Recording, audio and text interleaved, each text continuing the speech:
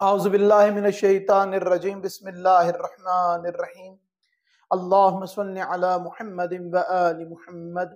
میرے تمام سننے اور دیکھنے والے مومنین اور مومنات کو میری طرف سے میرے چینل ناطقی قرآن کی جانب سے السلام علیکم۔ آج آپ مومنین کے سامنے جو موضوع لے کر حاضر ہوا ہوں وہ موضوع روزمرہ کی زندگی کا پیش آنے والا موضوع ہے، اور وہ ان معاملات میں سے ہے یہ معاملہ کہ لوگ اکثر اس کے بارے میں سوال کرتے ہیں کہ اس کا جو استعمال ہے وہ مستحب ہے یا واجب ہے یا مکروہ ہے، اور مختلف سوالات اس موضوع کے بارے میں کیے جاتے ہیں۔ اور وہ موضوع کیا ہے؟ وہ موضوع انگوٹھی کا پہننا، انگشتری کا پہننا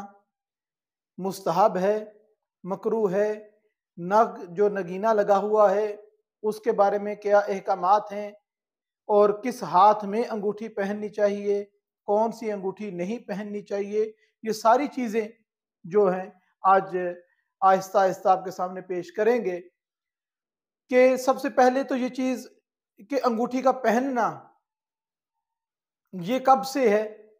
یہ کب سے پہنی جاتی ہے ہاتھ میں انگوٹھی؟ تو روایات میں یہاں تک ملتا ہے کہ حضرت آدم علیہ السلام کے ہاتھ میں بھی انگشتری ہوا کرتی تھی، انگوٹھی جناب آدم علیہ السلام کے ہاتھ میں بھی ہوا کرتی تھی، اور پروردگار کے جتنے انبیاء آئے سب کے ہاتھوں میں کوئی نہ کوئی انگوٹھی ہوا کرتی تھی،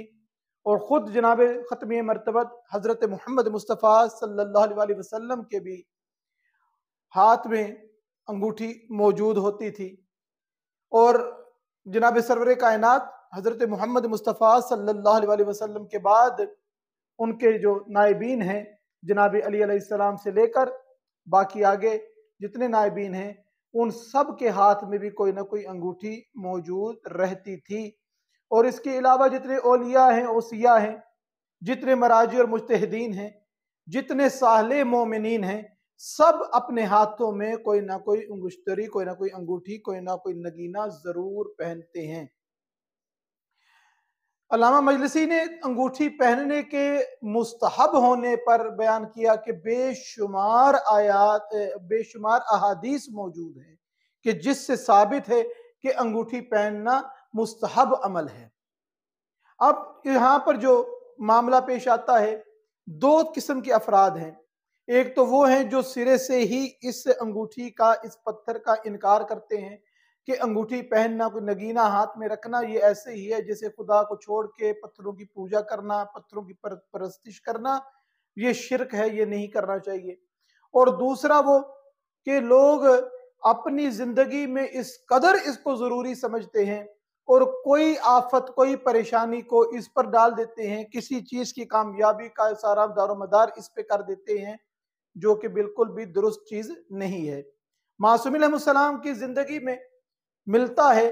کہ معصوم علیہ السلام کس موقع پر کون سی انگشتری استعمال کیا کرتے تھے، کون سا نگینہ پہن کے جایا کرتے تھے۔ جناب امیر علیہ السلام جب جنگ پہ جاتے تھے تو کون سی انگشتری پہنتے تھے۔ جناب سرور کائنات اور ائمہ طہار اپنے ہاتھوں میں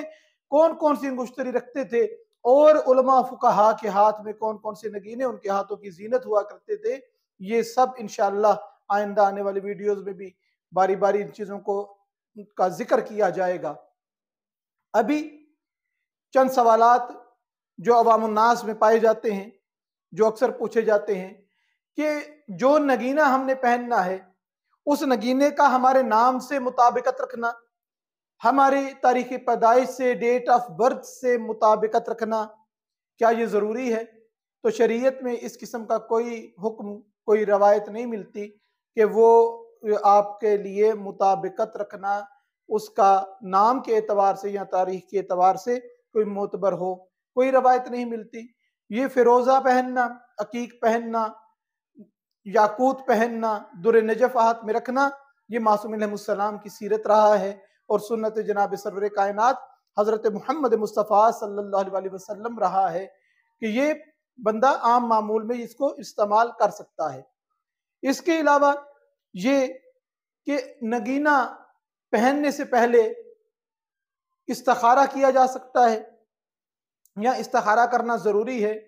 تو یہاں پر اگر تو استخارہ ایسا ہے کہ انسان پہنتے ہوئے یہ نیت کرے کہ پروردگارہ ایک تیرے حکم پہ عمل کر رہا ہوں، ایک صالح افراد کے عمل پہ، سنت پہ عمل کرنے والا بن رہا ہوں، تو پروردگارہ میرے اس عمل میں خیر عطا فرما، تو فقط یہ کافی ہے، وگرنہ یہ تسبیح کے ساتھ یا کسی بھی طریقے سے استخارہ کرنے کی ضرورت انگوٹھی پہننے کے لیے ضروری نہیں ہے۔ اس کے بعد یہ انگوٹھی پہننے سے پہلے، نگینہ پہننے سے پہلے کوئی دعا پڑھنی چاہیے، تو ویسے تو کوئی دعا خاص طور پہ تعلیم نہیں دی گئی کہ اس دعا کو ضرور پڑھا جائے، مگر چند دعاؤں کا تذکرہ ملتا ہے وہ کتابوں میں جن میں ان نگینوں کی فضیلت اور انگوٹھی پہننے کے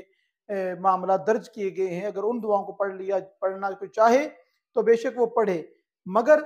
کیا کہتے ہیں کہ اس انگوٹھی کے لیے بس بازار جائیں، عقیق خریدا ہے اس کو بنوا کے ہاتھ میں پہن لیں، کسی قسم کی بھی دعا پڑھنے کی ضرورت نہیں ہے۔ تیسرا ایک اور مسئلہ یہ پیش آتا ہے، پتھر کا ٹوٹ جانا، کیا یہ مکروہ ہے؟ کیا ہماری زندگی کے معاملات پہ برے اثرات رکھتا ہے؟ کیا ہماری زندگی کے معاملات کا عکاس بنتا ہے؟ کیا یہ اچھا نہیں ہوا؟ یاد رکھنا چاہیے کہ تعلیمات محمد اور آل محمد علیہ السلام میں اس قسم کی کوئی روایت نہیں ملتی۔ یہاں پر یہ روایت کا ذکر ضرور کروں گا، یہ روایتیں ضرور ہیں کہ جب بھی کسی مومن کا کوئی نقصان ہوتا ہے، مومن کا دل کسی چیز سے پریشان ہوتا ہے، تو پروردگار اس پریشانی کے عوض اس مومن کے گناہوں کو معاف کرتا ہے، اس کے معاملات میں آسانیاں پیدا کرتا ہے۔ مثال کے طور پر اگر کوئی ہمارا مومن بہن بھائی جو ہیں وہ کبھی کبھی بیٹھ کر کوئی ایسے کام میں مصروف ہے، مثلا پیسے گن رہے ہیں، تو نوٹ گنتے گنتے ایک دفعہ گنا تو ایک نوٹ کم محسوس ہوا، پھر دوبارہ گنا تو نوٹ وہ پورے ہو گئے، تو وہ جو ایک کم ہونے کی ذرا سی لمحے کے لیے دل میں پریشانی پیدا ہوتی ہے، اس کے عوض بھی پروردگار مومن کے گناہوں کو معاف کرتا ہے۔ یہاں تک معصوم فرماتے ہیں کہ یہ جو آنکھ کبھی کبھی پھڑکتی ہے، آنکھ کبھی کبھی حرکت کرتی ہے، دل بے چین ہوتا ہے، تھوڑا سا سوچتا ہے کہ آنکھ میری کیوں اس طریقے سے ہلی ہے، تو پروردگار اس آنکھ کے پھڑکنے کی وجہ سے بھی مومن کے گناہوں کو معاف کرتا ہے، اس پریشانی کے عوض میں اس کی مشکلات میں آسانیاں پیدا کرتا ہے۔ گھر میں کپ ٹوٹ جاتا ہے، پلیٹ ٹوٹ جاتی ہے، شیشہ ٹوٹ جاتا ہے، اور یقیناً یہ جب دل پریشان ان چیزوں سے ہوتا ہے یا نقصان پہ بندہ پریشان ہوتا ہے تو پروردگار اس کے لیے بہترین انعام کو تیار کر کے رکھتا ہے۔ ٹھیک اسی طریقے سے اگر وہ پتھر پہننے میں معیوب محسوس ہوتا ہے، طبیعت کو اچھا نہیں لگتا، تو اس کو ترک کر دیں، نیا لے کر آئیں، دوسرا پہن لیں، مگر اپنی تقدیر اور معاملات کے حوالے سے اس کے اندر کوئی حکم نہ لگائیں کہ یہ منحوس تھا، یہ میرے لیے باعث برکت نہیں تھا۔ اب یہ سوال ہے کہ ہم انگوٹھی پہننا چاہتے ہیں تو کس ہاتھ میں، کس انگلی میں انگوٹھی پہنے؟ جو ہمارے معاشرے میں بہت مشہور و معروف بات ہے وہ رنگ فنگر کو، جو چھوٹی انگلی کے ساتھ والی انگلی ہے، رنگ فنگر کو آئیڈیل فنگر سمجھا جاتا ہے کسی بھی انگوٹھی کے لیے، کہ انگوٹھی پہننے کے لیے یہ رنگ فنگر ہے۔ کیا معصوم علیہ السلام بھی یہی فرماتے ہیں؟ تو آئیں آپ کے سامنے جناب سرور کائنات حضرت محمد مصطفیٰ صلی اللہ علیہ وسلم کا فرمان عالی شان بیان کرتا ہوں کہ جناب امیر المومنین علی بن ابی طالب علیہ السلام کو سرکار تعلیم دے رہے تھے اور بتا رہے تھے کہ یا علی یاد رکھنا کہ کبھی بھی اس مڈل فنگر، یہ مڈل فنگر میں الفاظ اس لیے یوز کر رہا ہوں کہ یہ ہمارے سننے والے، ہمارے نوجوان، ہماری بیٹیاں، ہمارے بیٹے، ان کو نہیں پتہ ان انگلیوں کے نام کیا ہیں۔ انہوں نے ring finger, little finger, middle finger, head finger اور تھم جو ہے ان ناموں سے ان چیزوں کو یاد رکھا ہوا ہے۔ تو وہی تذکرہ کر رہا ہوں کہ سمجھنے میں آسانی رہے کہ رسول خدا نے فرمایا کہ یہ جو مڈل فنگر ہے اور یہ جو ہیڈ فنگر ہے، ان دو انگلیوں میں یا علی کبھی رنگ نہ پہننا، انگوٹھی نہ پہننا، کیونکہ یہ قوم لوط سے مشابہت رکھتی ہے۔ کہ قوم لوط ان دو انگلیوں میں انگوٹھی پہنا کرتی تھی، ان دو انگلیوں میں کبھی انگوٹھی نہ پہننا۔ اور مولا علی علیہ السلام سے ارشاد فرمایا کہ اے علی اپنی چھوٹی انگلی کو کبھی انگوٹھی سے، کبھی نگینے سے خالی نہ رکھنا، یعنی رنگ فنگر کا تذکرہ ہی نہیں بیچ میں، منع کیا ہے ان دو انگلیوں سے، درمیان والی اور اس کے انگوٹھے کی طرف والی انگلی جو ہیڈ فنگر ہے شہادت والی، جو زیارت پڑھتے وقت ہم جس انگلی سے اشارہ کرتے ہیں، ان دو انگلیوں میں انگوٹھی پہننا جو ہے وہ ناپسند کیا گیا ہے، مکروہ کہا گیا ہے۔ مستحب اور بہترین چھوٹی انگلی میں انگوٹھی کا پہننا اور رنگ فنگر میں انگوٹھی کا پہننا یا انگوٹھے میں کسی بھی رنگ کا پہننا یہ مباح ہے، یہ مکروہ نہیں ہے، مستحب نہیں ہے، یہ اتنا ناپسندیدگی کا اظہار نہیں ہے کہ ہم رنگ فنگر میں بھی پہن سکتے ہیں اور ہم تھم میں بھی، انگوٹھے میں بھی رنگ کو جو ہے وہ پہن سکتے ہیں۔ لیکن پسندیدہ جو کام ہے روایات محمد اور آل محمد علیہ السلام میں، وہ اس چھوٹی انگلی کا حکم ہے کہ یہ مومن کی انگلی جو ہے کبھی بھی نگینے سے خالی نہ ہو۔ اب جن افراد نے ان دو انگلیوں میں مثلا چھوٹی انگلی میں رنگ رکھی ہے، انگوٹھی پہنی ہوئی ہے، اب وہ مڈل فنگر میں درمیان والی انگلی میں اگر انگوٹھی پہنتا ہے تو کیا پھر بھی مکروہ ہے؟ تو یہاں پہ معصومین علیہ السلام کی روایات سے پتہ چلتا ہے کہ جس شخص نے اپنی چھوٹی انگلی میں انگوٹھی پہن کے رکھی ہے، اگر وہی شخص اپنی درمیان والی یا زیارت والی ہیڈ فنگر شہادت والی انگلی جسے کہتے ہیں اس میں انگوٹھی پہنتا ہے تو اب اس کی کراہت ختم ہے، کیونکہ اس نے ضد میں نہیں پہنی کہ میرے پاس موجود ہے، میں چھوٹی میں نہیں پہنوں گا، میں بڑی انگلیوں میں پہنوں گا، لیکن اس نے چھوٹیوں میں بھی رکھا ہے، بڑی میں بھی پہن رہا ہے، تو اس کے اندر کسی قسم کی قباحت نہیں ہے، مکروہ شمار نہیں کی جاتی۔ اب یہاں پہ جو سوال پیدا ہوتا ہے وہ یہ کہ کون سے ہاتھ میں انگوٹھی پہننی چاہیے، دائیں ہاتھ میں یا بائیں ہاتھ میں، رائٹ ہینڈ کی فنگرز میں یا لیفٹ ہینڈ کی فنگرز میں؟ تو امام موسیٰ کاظم علیہ السلام کا فرمان عالی شان ہے، مولا فرماتے ہیں کہ دونوں ہاتھ میں انگوٹھی پہننا جائز ہے، دونوں ہاتھوں میں، کسی میں گناہ نہیں ہے، دونوں ہاتھ میں انگوٹھی پہننا جائز ہے۔ مگر سیدھے ہاتھ کو کیوں فوقیت دی جاتی ہے، دائیں ہاتھ کو کیوں فوقیت دی جاتی ہے؟ کیونکہ امیر المومنین علی بن ابی طالب علیہ السلام ہمیشہ سیدھے ہاتھ میں انگوٹھی پہنتے تھے، سیدھے ہاتھ میں ہمیشہ پہنتے تھے، اور جناب علی علیہ السلام کو دائیں ہاتھ والوں کا امام کہا گیا ہے کہ سیدھے ہاتھ والوں کے امام امام علی علیہ السلام ہیں۔ تو جتنے بھی شیعان علی بن ابی طالب علیہ السلام ہیں، جتنے بھی محبان مولا امیر المومنین علی بن ابی طالب علیہ السلام ہیں، وہ سب کوشش کرتے ہیں کہ ہم سیدھے ہاتھ میں ہی نگینہ رکھیں، انگوٹھی جو ہے وہ سیدھے ہاتھ میں پہنیں، وگرنہ دوسرے ہاتھ میں پہننا جو ہے وہ بھی گناہ نہیں ہے، برا تصور نہیں کیا جاتا۔ ہاں ایک وجہ جو بیان کی جاتی ہے کہ وہ کون سی وجہ ہے کہ سیدھے ہاتھ کو فضیلت دی جاتی ہے انگوٹھی پہننے کے لیے کہ پہلے ہے تو اس ہاتھ میں پہنو، جب یہاں پہ پہن لی ہے تو پھر پروردگار نے کوئی رنگ عطا کی، انگوٹھی ہے، نگینہ ہے، تو پھر الٹے ہاتھ میں پہنو۔ اول جو ہے اس کو اہمیت دو کہ سیدھے ہاتھ میں پہنی جائے، اس کی ایک وجہ جنگ صفین کا واقعہ ہے، جہاں پر یہ فیصلہ کیا گیا تھا کہ کچھ معتبر ایک شخص تھے جو جناب علی علیہ السلام کی طرف سے اور ایک شخص معاویہ کی طرف سے آیا تھا کہ کون بنے گا دونوں میں سے منصب خلافت پر، کون بیٹھے گا۔ ان دونوں شخصیتوں نے فیصلہ کیا کہ نہ جناب علی علیہ السلام بیٹھیں اور نہ معاویہ بیٹھے، ان دونوں کے علاوہ کسی تیسرے کو بناتے ہیں کہ دونوں طرفوں کا جھگڑا ہے وہ ختم ہو جائے۔ انتہائی سادہ لوگ، انتہائی شریف النفس بزرگ تھے جو جناب امیر کی طرف سے کھڑے ہوئے، اور انہوں نے میٹنگ کے جو عہد و پیمان تھے اس کے مطابق یہ اعلان کرنا تھا کہ میں جناب علی علیہ السلام کو اس منصب سے معزول کرتا ہوں،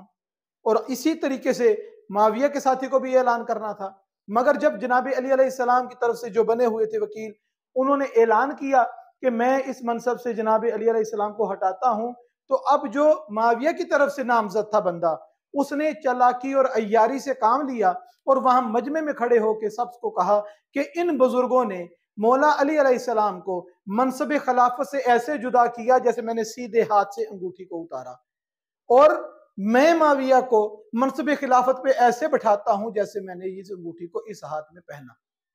اس واقعے کے بعد سے معاویہ جب بھی رنگ پہنتا تھا، انگوٹھی پہنتا تھا، الٹے ہاتھ میں پہنتا تھا۔ اہل تسنت میں آپ پڑھیں ان کی کتابیں، جب وہ فقیہ کام لکھتے ہیں انگوٹھی پہننے کے، انگشتری پہننے کے حوالے سے، تو یہی ملتا ہے کہ حکم شرعی یہی ہے کہ دائیں ہاتھ میں انگوٹھی پہنی جائے۔ दाएं हाथ में नगीना रखा जाए, मगर ये राफिजियों के साथ मुशाबहत है तो इसको क्या कहते हैं हम, इसलिए उल्टे हाथ में पहनते हैं, मगर हुक्म जो है वो सीधे हाथ का है। अब कोई शख्स सीधे हाथ को इस बेस पे छोड़कर उल्टे हाथ में पहनेगा, ना उसको ना खुदा पसंद करेगा, ना मोहम्मद सल्लल्लाहु की नजर में ये पसंदीदा अमल होगा, मगर हराम नहीं होगा, हराम नहीं है, पसंद नहीं करते, क्योंकि वो निशानी बन जाएगी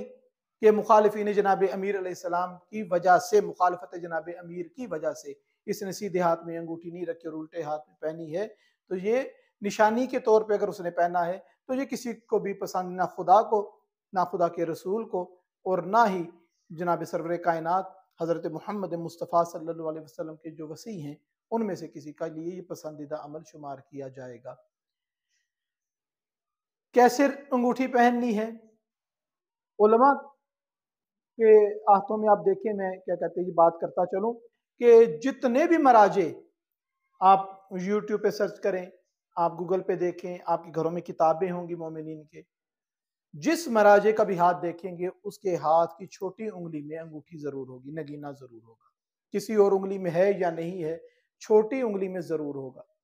तो इससे पता चलता है कि ये किस कदर मुस्तहब अमल है, किस कदर सवाब वाला काम है कि इस उंगली में अंगूठी जरूर हो, छोटी उंगली में। बाकी में इसके बाद जिस जिस तरतीब से बताई गई है वैसे इंसान रखता रहे तो कोई मसला नहीं है। इंशाअल्लाह आइंदा आने वाली वीडियोस में और वाज़े तौर पे बताएंगे कि नगीना कौन सा पहनना चाहिए, किस तरीके से पहनना चाहिए, और कौन कौन से नक्श हैं जो मोहम्मद सलाम ने तालीम दिए हैं कि अगर नगीनों पे ये नक्श भी कंधा हो तो इसकी फजीलत और बरकत में किस कदर इजाफा होता है। तो अभी तक के लिए यहाँ पर गुफ्तगू को तमाम करते हैं इस दुआ के साथ कि परवरदिगार हमें सही मानों में सीरत मोहम्मद सलाम को पढ़ने, समझने और उस पर अमल करने की तौफीक अता फरमाए। वमा अलैना इल्लल बलागुल मुबीन।